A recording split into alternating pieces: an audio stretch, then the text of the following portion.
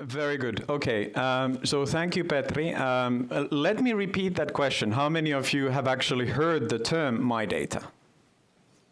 Okay, so there is a bit of a gap between what it is and what you know that it is. Actually, Petri has had me on cue to come here to speak for quite some time, and now I managed to postpone this until the 9th time, but now it was my turn. So I will talk about My Data, explain you a little bit how the concept came about, what we try to get as a movement, because really what it is a movement, so what the goals of the movement really are. But before I go there, and put this a little bit also in historical context and personal context, so I just wanted to show you 25 years ago, a very smart student called John Orwant at MIT Lab wrote a master's thesis where he spoke about what he called then doppelgangers. Doppelganger is sort of this German mythological creature or body double that people have. It's not really the fact that we look alike. The original story was that we have kind of this shadow that follows us. And John made this thesis on the premise that we will have very sophisticated AI tools, machine learning tools in the future, where we can monitor people, how they behave in different domains. This is how people want to see their news or watch videos, or this is their health data. And this was the premise of John's idea. In about a couple of years later, 1995, 96, I had the privilege of sharing an office room with John because I was a student at MIT at that time. And he had dropped this topic altogether. He discontinued the research. I don't want to have anything to do with this anymore. And the reason was privacy. He said that the issues of privacy are so thorny, I don't want to go there. John has had to revisit some of this later because in the recent years he spent at Google as one of the lead engineers at Google. But I think John was right. So the issues are really thorny. But we haven't kind of given up. It's not that the game is over, and that's what the My Data movement is all about.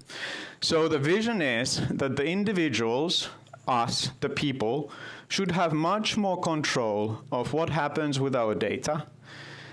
We should strengthen this as a digital human right everywhere around the globe. But at the same time, open new opportunities to create businesses, to create new personal services based on the data, and all of this should be based on mutual trust between the different parties. And I mean, it sounds fairly simple. It sounds like, well, aren't we already there? But then you can look at a lot of what's going on the net currently, and the answer is no, we aren't really currently in this world. European Union is trying its best. So we have the recent regulation. You probably all have heard of GDPR by now. So Global Data Protection Regulation stepped in May, tries to reconfigure a little bit these rules. But the point is that the rules and regulations are not enough. And the idea is My Data is, okay, so what's missing? What are the actual principles, the real tools that might be missing to empower these rights and provide a lot of new kinds of services if things are done, let's say, correctly? And if let's say the way internet services have been built has been sort of this mesh of services where there are APIs, data flowing from one service to another in a fairly non-controlled way, sort of this API economy. And then there's the version of having the large companies like Google and Facebook and Alibaba in the middle for very good business reasons. This has been one, major trend in the online world. And how the data is being used and monetized, it's because the big guys have access and they want to then control how the data is flowing. So it's a control point. So the vision of My Data is turn that picture around and put the person whose data it is much more at the center.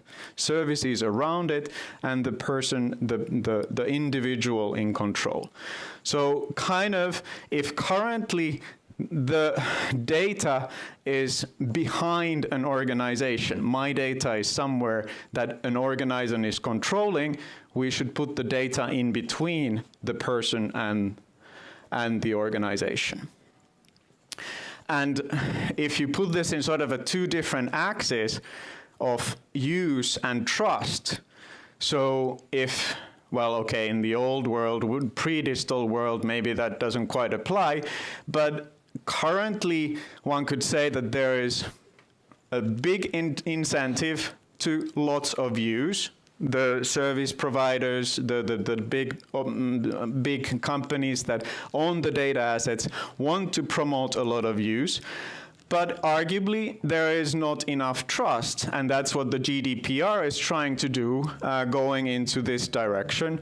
The premise of my data is you can do both. You can have more services, more businesses, more use of data across different services if you do it properly, if you comply with things like GDPR, and then you need all kinds of additional tools and layers on top. One of the tools or one of the actors that seems to be missing is what's called my data operators. So basically what we currently have is that we have mechanisms for controlling of data, but there are no actors, let's say, in the online world that systematically would manage the consent, who can do what with my data across different domains, across different services. And that's what the concept of my data operator has, let's say, inbuilt. And then there should be many of these. So for two reasons. One is that there should be competition. There should be multiple of these operators that actually talk to each other in terms of exchanging data as well. And then there is this article in GDPR, Article 20, which says that services and service providers should be switchable. So if I started to use an operator, I should be able to move to another operator. So accounts should be portable. So that's very much, in a very, very nutshell, one of the things that we try to do. So kind of promoting the idea of data operators, especially for consent management, managing consent across different services, how different data services are being built and used. The movement, as I called it in the beginning, is spreading. So it started in Finland about 5 years ago. We still feel that Finland kind of has an ownership of the whole concept, but it's spreading across the world. There are my data teams or my data activities in about 30 countries across the world at this moment.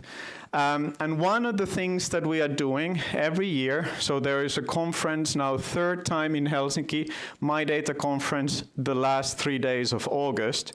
So I encourage you, if you want to know more of, well, what are the other building blocks? For example, distributed identity. What are the business models that are kind of popping up in the My Data-centric or human-centric data world? So please join the My Data Conference, which is in Helsinki at the end of this month.